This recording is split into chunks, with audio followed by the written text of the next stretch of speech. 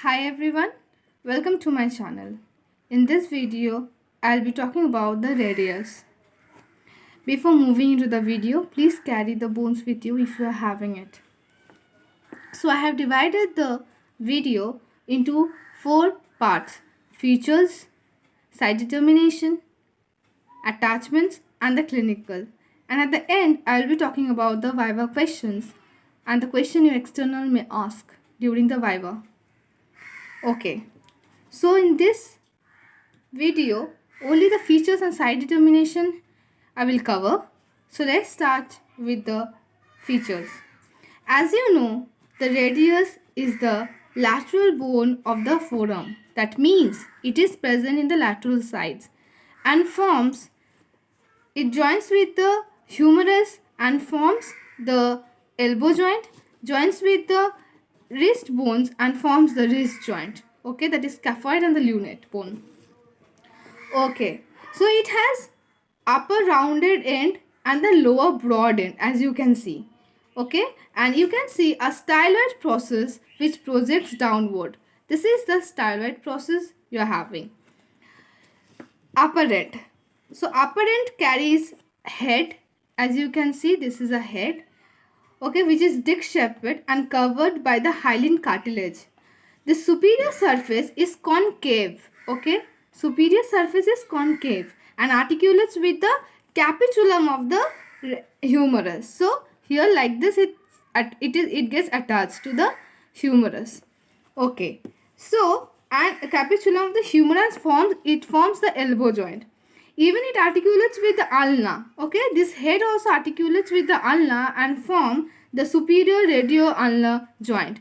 That means if this is your ulna, okay, if this is your ulna and this is the joint which this is the facet which you are having, so like this it joint, this head joins and forms a superior radio-ulnar joint.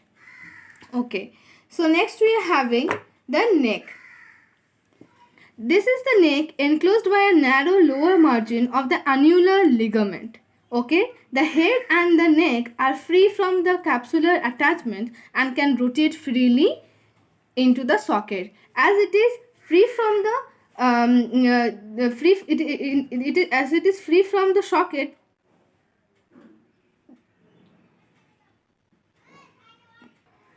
So this neck is free from the capsular attachment and can rotate freely into the socket like this.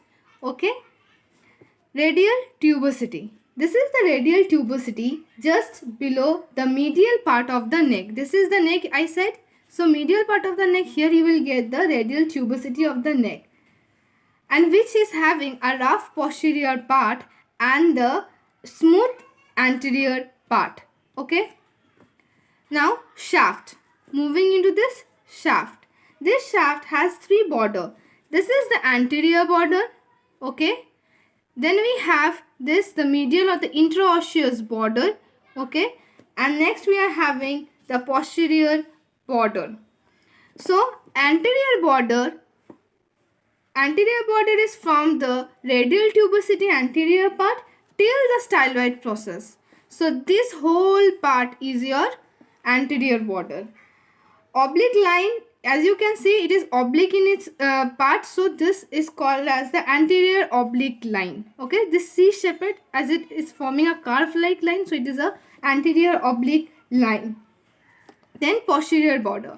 Posterior border is just the mirror image of the anterior border. So this is the anterior border, and then here only you will get in the opposite side, this is the posterior border, clearly seen in the medial 1/3. You can see medial 1/3 it is prominent, and it's not prominent downward also, above also, but in 1/3 part it is really very prominent. Okay, and the upper 1/3 part, see, this origin is also oblique, so this is called as the posterior oblique line. Medial interosseous border, this is the sharpest border which you have. This border is the sharpest border from the radial tubosity to the posterior margin of the ulnar notch. So this is the ulnar notch from where the ulnar head comes and fits. So till here this is called as the medial or the interosseous border. The interosseous membrane gets attached to the 3/4 of this interosseous border. Then we have surfaces. Surface's anterior surface is between the anterior and the interosseous border. This is the anterior border, this is the interosseous border. So this surface is called as the anterior surface, which is having a nutrient foramen which opens into it. Posterior surface, this is the posterior surface, okay, between the posterior border and the interosseous border. So this is the posterior surface, and lateral surface is between the anterior border and the posterior border. This is the lateral surface. Now moving into the lower end. This is the lower end which you are having with 5 surfaces. 5 surfaces. First, anterior surface. This is the anterior surface with the thick prominent ridges. Radial artery is palpated against the these surfaces. So whenever you check your pulse, you palpate your radial artery, and it is palpated through this against this bone. Okay. Then we have posterior surface. This is the posterior surface which 4 grooves having here. See, 1, 2, 3 and 4 grooves you are having, with the most prominent group, this is called as the dorsal tubercle of Lister. Okay, this prominent, whichever you can see, this is the dorsal tubercle of Lister. Medial surface. Then we have the medial surface. This is the medial surface with having the occupied by the ulnar notch, which occupies the head of the ulna. So this ulnar head means this head of the ulna is occupied here, okay, and forms the inferior radio-ulnar joint. Then lateral surface. This is the lateral surface with prolonged downward forms, and it forms the styloid process. See, projects downward and it forms the styloid process. So this is the lateral surface. Then at the last, inferior surface. This is the inferior surface which you are having with a triangular and a rectangular part. This triangular part, it accumulates the scaphoid bone, and in the medial, this is the quadrangular area, and it accumulates the lunate bone, and these two bones hold together, it forms a ridge joint with the radius bone. Okay, now I have finished the features. Next is the site determination. See, whenever you will get the bone, you have to determine the site. Now you can understand this is the anterior border, this is the medial border, this is the posterior border. But you have to answer it properly as soon as you get the bone. So as soon as you get the bone, how you will understand that which sided bone it is? See, first of all you have to understand this radius, and radius is a lateral sided bone. So okay, so this bone will be present in the lateral side. Upper end has a disc-shaped head, as you can see. Upper end is the disc-shaped head, narrow neck, and the lower end with the styloid process, and close to the neck, radial tubosity is present. See, close to the neck, the radial tubosity is present. Okay. Anterior surface of the lower end is which is having a thicker ridges, but the posterior surface is having the grooves, 4 grooves, and the most prominent group is the dorsal tubercle of the Lister.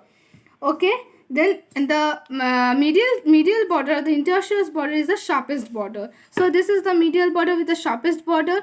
This is the prominent ridge, anterior side, lower end, and here you are having a prominent grooves, 4 grooves you are having, and this is the head. So in this bone which I am having it now, right now, this is the right-handed radius. So if you are having the bones with you, please do check it out which sided bone it is. Thank you. Please like, share and subscribe to my channel.